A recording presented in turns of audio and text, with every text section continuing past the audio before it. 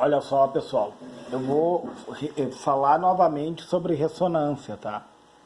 O que acontece? Eu tinha feito aqui, ó, uma fontezinha de 12 volts, né, em RMS, tá? Positivo, negativo, certo? 1.600 Hz de oscilações. Meu resistor de 12 ohms, né?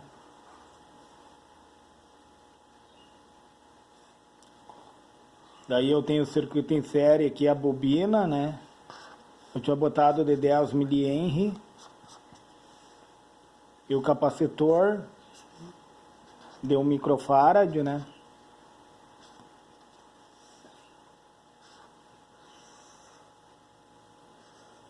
Aí eu quero dizer assim, ó, esse circuito em série aqui, pessoal, esse circuito em série, quando você fala em ressonância, ele é bastante utilizado em que? Em osciladores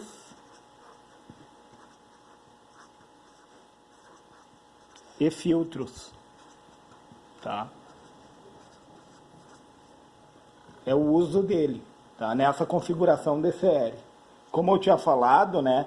Imaginamos no ponto inicial, eu estou reexplicando para não ficar dúvida nenhuma sobre ressonância, certo?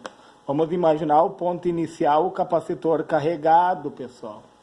Quando eu acionar aqui, na diferença de potencial, em vez do capacitor funcionar como um curto aqui, ó, é o contrário, pessoal. Ele está funcionando como se ele tivesse carregado e ele tivesse se descarregando na bobina, tá? E a bobina, por si só, ela armazena cargas eletromagnéticas, entendeu? É fração de segundos isso. E vai haver uma troca entre eles, uma troca simultânea.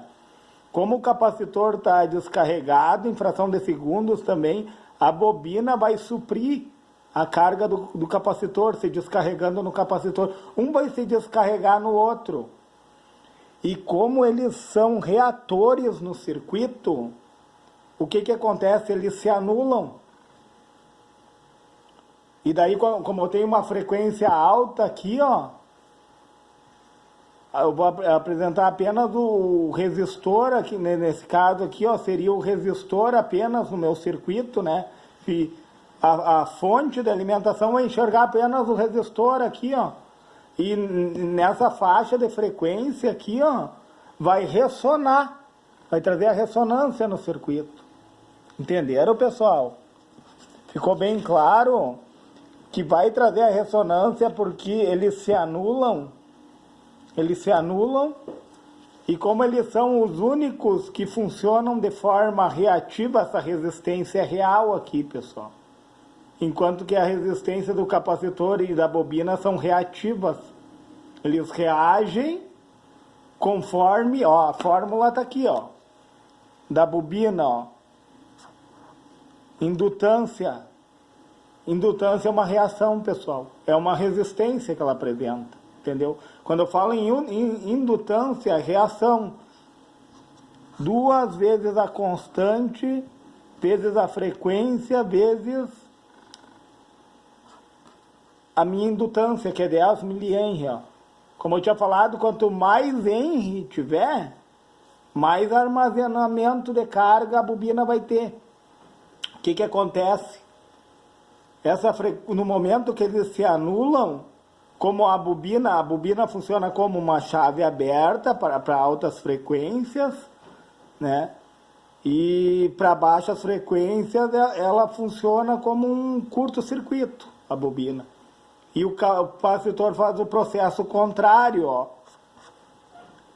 Indutância capacitiva, eu vou dividir, pessoal. Eu vou pegar o 1 e dividir 2π vezes frequência vezes capacitância. Ó. Quanto mais frequência tiver aqui, ó,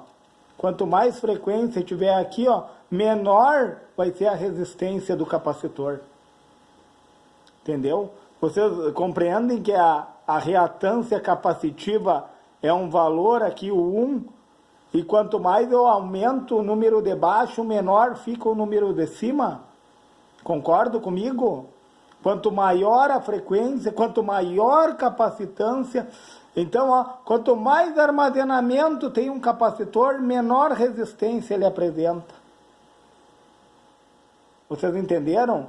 Que quanto mais afastado, por que quando eu boto capacitores em série, eles funcionam como um resistor em paralelo, né? O capacitor em série, o que acontece? Tu multiplica e divide pela soma. Então, essa multiplicação e essa soma vai dar a reatância dele, então vai dar lá embaixo. Ele vai dar menor que a menor reatância, menor que a menor capacitância. Ele vai dar, eles estando em paralelo. Então, o que acontece, pessoal? No momento que eles se anulam, eles trabalham na contramão, dá para enxergar na fórmula, né? Ó, quanto mais indutância eu tiver na minha bobina, quanto mais indutância, maior vai ser a resistência da minha bobina. A reatância indutiva nada mais é que uma resistência, uma oposição à corrente elétrica, pessoal. Tá? E a frequência é a mesma coisa. Quanto maior a frequência, maior resistência. Por isso que a bobina chega no ponto de ser uma chave aberta para altas frequências.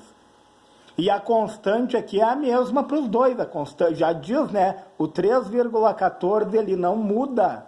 Ele é fixo. Entendam isso, pessoal. Então, olha só. Eles se anulando entre eles, porque qual foi a ideia aqui? Que o capacitor já estava carregado. Entenderam? E depois a bobina supriu a carga do capacitor, do capacitor, né? Um supriu a carga do outro, se anulando. Daí, pessoal, surgiu o que? A ressonância. E por que essa ressonância ela não dura? Porque tem fuga, pessoal. Tem fuga. Existe uma fuga. Aqui é imperfeito, entendeu?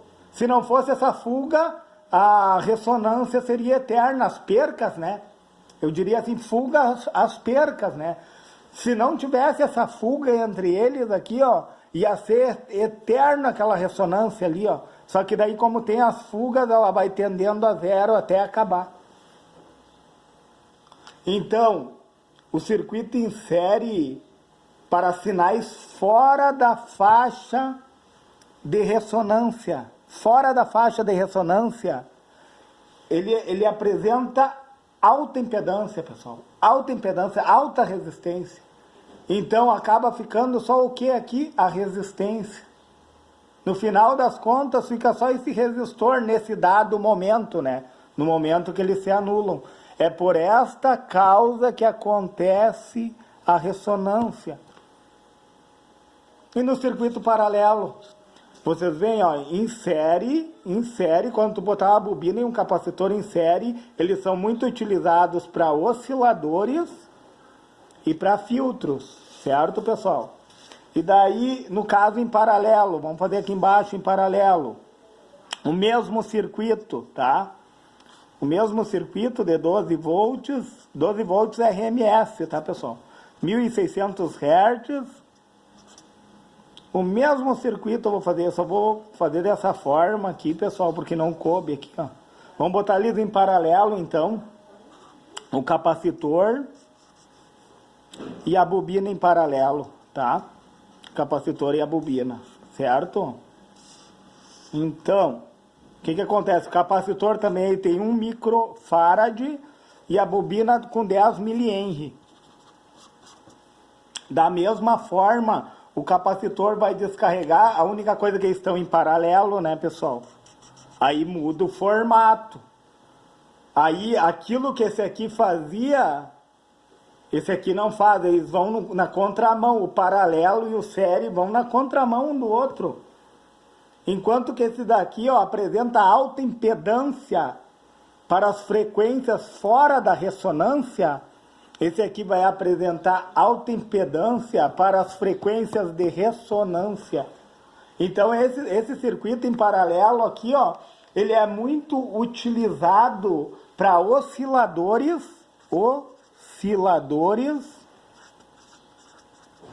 e receptores. Pessoal, se lhe foi relevante esse assunto sobre ressonância, se você conseguiu entender, se eu consegui alcançar o seu entendimento, deixa o seu joinha no meu canal. Se for possível, né, se inscreve no meu canal e se for possível, vocês puderem compartilhar esse vídeo